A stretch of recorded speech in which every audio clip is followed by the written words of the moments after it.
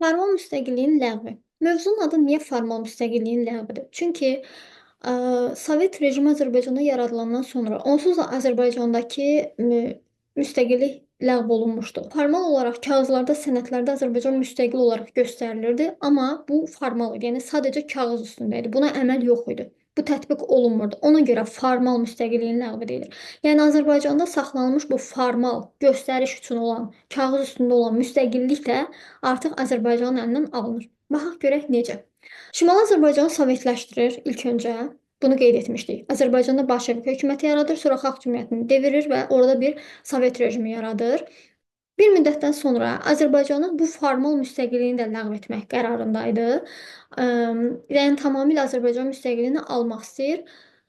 Kağızlarda olan müstəqilliyini də yəni əlindən almaq istəyir və bu proses 1920-22-ci illərdə həyata keçirilir. Necə? Sovet Rusiyası və Cənubi Qafqazın digər iki respublikası ilə, yəni Ermənistan və Gürcüstanla müqavilələr yolu ilə həyata keçirilirdi. Yəni Sovet Rusiyası Azərbaycanın torpaqları hesabına Ermənistan və Gürcüstanı da özünə tərəf çəkməyə çalışırdı. Yəni vəd verirdi ki, onlara Azərbaycan torpaqlarını verəcək və beləliklə onları da Sovetə daxil etməyə çalışırdı.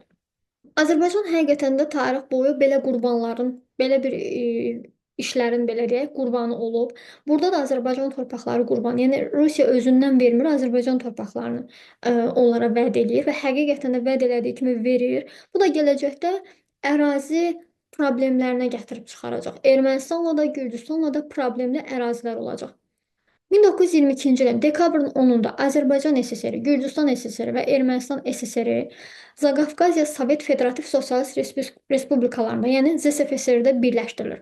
Yəni ilk öncə bunların hərbini ayrı-ayrı SSR eləyir. Azərbaycan SSR, Gürcüstan SSR, Ermənistan SSR. Bunu bitirəndən sonra artıq onlara Gürcüstan və Ermənistana vədlər verir ki, Azərbaycan torpaqlarını onlara verəcək bir qismini və bunun qarşılığında razılıq alandan sonra 1922-ci ilin dekabrın 10-da Cənubi Qafqazdakı üç respublikanı Zaqafqaziya Sovet Federativ Sosialist Respublikasında birləşdirir. Zaqafqaziya Cənubi Qafqaz deməkdir. Yəni Cənubi Qafqaz Sovet Federativ Sosialist Respublikası oldu. Üç dövlət bərabər. Cənubi Qafqazda olan dövlətlər. Bunu niyə belə eləyir? Gələcəkdə ZSFSR-i birbaşa SSR-yə birləşdirəcək. Yəni etap-etap edir. Birinci hər birini ayrı-ayrıqda sovetləşdirdi. Yəni Azərbaycan ayrı, Gürcüstan ayrı, Ermənistan ayrı. Sonra onları birləşdirdi. Daha sonra onları ZSFSR-i birləşdirəcək özünə və yaradacaq SSR-i. Və bu quruma Moskva tərəfindən təşkil olunan və birbaşa ona tabe olan Mərkəzi İcraiyyə Komitəsi rəhbərlik edirdi. Yəni ZSFSR-in Mərkəzi İcraiyyə Komitəsi vardı. Yəni qanunverici orqanı var idi. Yadınızdadsa Azərbaycan SSR yaradılanda da orada Mərkəzi İcraiyyə Komitəsi 1921-ci ildə yaradılmışdı. Əslində ZSFSR-ə Moskva tərəfindən təşkil olunmuş, birbaşa ona tabe olan Zaqafqaziya diyarının partiya komitəsi rəhbərlik edirdi. Yəni Moskva birbaşa özü idarə edirdi bu Zaqafqaziyanı. Əslində bu qurum Çar Rusiyası dövründə Qafqazın idarə olunması üçün yaradılmış canişinlik sisteminə bənzəyirdi. Necə? Çar Rusiyası Qafqazı idarə etmək üçün canişin təmin etmişdi.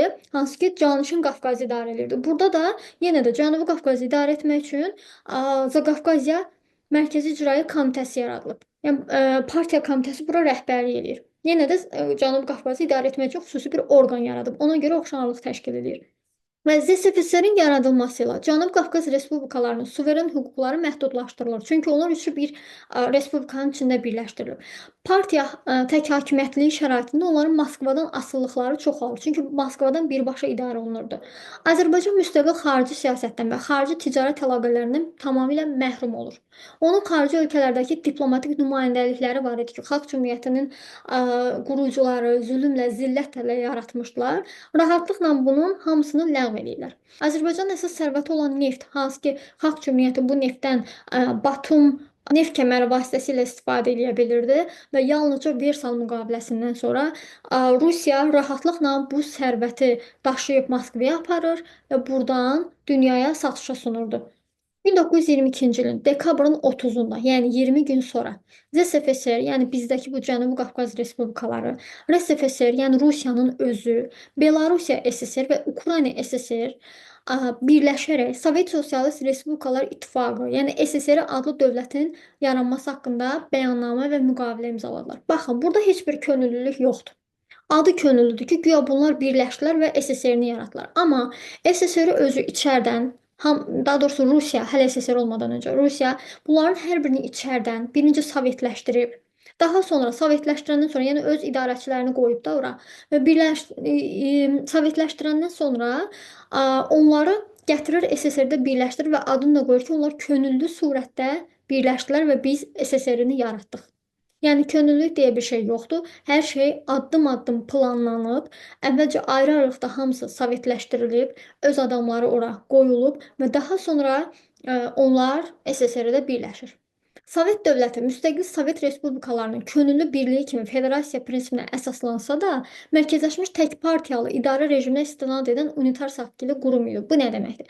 Yəni Sovet dövləti özünü müstəqil Sovet respublikalarının könüllü birliyi olan federasiya kimi göstərir. Yəni mən federativ bir dövlətəm, könüllü olaraq mənim içimdə, daxilimdə bu dövlətlər birləşib. Yəni istəsələr çıxa bilərlər, istəsələr qala bilərlər deyirdi, özünü belə göstərirdi, amma əslində bunun içərisində idarəçilik bundan ibarət idi ki, tək partiyalı, yəni yalnız Kommunist partiyası idarəçi ola bilərdi, başqa partiyalar olmaz. Hətta başqa partiyalara repressiyalar edirdilər. Onları rəqib görə biləcəkləri hamını biz Stalinə də demişdik ki, repressiyalarla ortadan götürürdülər və unitar səkkili qurum idi. Yəni tək hakimiyyətli, tək partiyalı bir idarəçi sistemi idi. Özünü nə qədər demokratik göstərsə də burada heç bir demokratiya yox idi. İnsan hüquqlarına hörmət yox idi, empatiya hissi yox idi. Ümumiyyətlə bunu yadda saxlayaq ki, Sovet dövlətində, SSR-də, idarəçilikdə və insanların beynində elə bir sistem qurulmuşdu ki, burada nə dövlət, nə heç bir idarəçi insanların duyğularına hörmət, empatiya hissi, anlama hissi, emosional yanaşma, bunların heç biri olmayıb və Sovetdən qalma insanlara da baxsaz əgər, Sovetdən qalma yəqin ki, ətrafınızda tanıdığınız insanlar var. Onlara da baxsaz görərsiniz ki, onların da beynində bu dəqiqə həyata baxış tərzi bundan ibarətdir. Yəni emosional olaraq heç nəyə yanaşmırlar. Empatiya, yəni anlama hissi, duyğusu yoxdur. İnsanların hisslərinə, istəklərinə hörmət yoxdur. Sanki yuxarıdakı rəhbər nə istəyirsə o olmalıdır. Çünki Sovet rejimində idarə bu cür idi. Yuxarıdakı nə deyirsə, hansı qərarı verirsə, aşağıdakı orqanlar, insanlar, hər kəs bunu qəbul etməlidir. Heç kəs etiraz edə bilməz.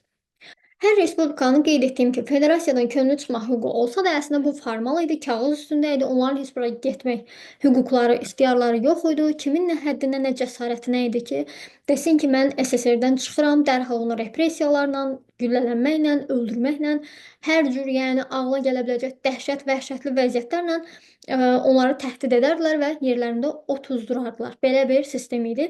Açıq şəkildə ifadə etməyə çalışıram ki, sistemin necə olduğunu başa düşəsiniz ki, bu dövrdə ümumiyyətlə Sovet rejimində sistem necədir və hal-hazırda bəzən Sovet rejimini tərifləyənlər olur. Sırf ona görə açıq-aydın izah eləməyə çalışıram ki, başa düşəsiniz ki, heç də danışıldığı kimi olmayıb Sovet rejimi. Yəni əgər bir dövlətdə, bir idarəçilik sistemində demokratiya, insanların hüquq və azadlıqları yoxdursa, demokratiya yoxdursa, empatiya hissi yoxdursa, duyğulara yer yoxdursa, orada nə ədalət yoxdur, nə də ki, düzgün idarəçilik yoxdur. Yəni Sovet rejimi bundan ibarət idi. Və SSR-nin yaradılması ilə Azərbaycan SSR Böyük Bolşevik İmperiyasının əyalətinə çevrilir. Və 5 dekabr 1936-cı ildə SSR-nin ikinci konstitusiyası qəbul olunur. Bu konstitusiya ilə ZSFSR, yəni Zaqafqaziya Sovet Sosialist Respublikası, hansı ki içində Azərbaycan, Gürcüstan, Ermənistan vardı. Bunu ləğv eləyir, bu qurumu ləğv eləyir. Çünki artıq istədiyinə çatdı. Onları özünə birləşdirib. İndi içəridən ləğv elədi bu qurumu və Cənubi Qafqazın hər 3 respublikası birbaşa SSR-nin tərkibinə daxil olur. Yəni Azərbaycan SSR ayrı, Ermənistan SSR ayrı, Gürcüstan SSR ayrı. Üçü də ayrılıqda artıq SSR-nin tərkibindədir. Və 1936-cı il SSR-nin konstitusiyası Stalin konstitusiyası adı ilə məşhurlaşır və həmçinin bu qalib gəlmiş sosializm konstitusiyası da adlandırılır. Çünki artıq bütün ölkədə sosializm bərqərar olmuşdu. Burada istismarçı təbəqələr ləğv olunur. Cəmiyyətin fəhlə və kəndlilərdən, həmçinin onların sırasından çıxan ziyalılardan təşkil olunması tezisi təsbit olunurdu. Yəni Sovet rejimi nədir? Sovet rejimi sadəcə olaraq burada bərabərlik təbliğ olunurdu. Hər kəs bərabər idi. Ən çox hökumətin dayağı fəhlə və kəndlilərdir. O biri təbəqələr yox. Kommunizmə əsaslanır və 1937-ci ildə Azərbaycan SSR-nin yeni konstitusiyası, ikinci konstitusiyası qəbul olunur. Birinci 1921-də qəbul olunmuşdu və SSR-nin 1936-cı il konstitusiyasının əsasında tərtib olunmuşdu. Yəni orada nə varsa o burada verilmişdi və burada yazılırdı ki, Respublika vətəndaşlara geniş hüquq və azadlıqlar verilir. Təbii ki, bu formaldır, yəni kağız üstündə, sənəd üstündədir, amma gerçəkdə heç bir azadlıq və hüquq verilmirdi. Kimin nə həddinə idi ki, ağzını açıb kimdənsə etiraz eləsin və yaxud da nəsə bir şey desin. Və dərhal həmin insanlar güllələnərdilər, sürgün olunardılar, ən ağır cəzaları alardılar.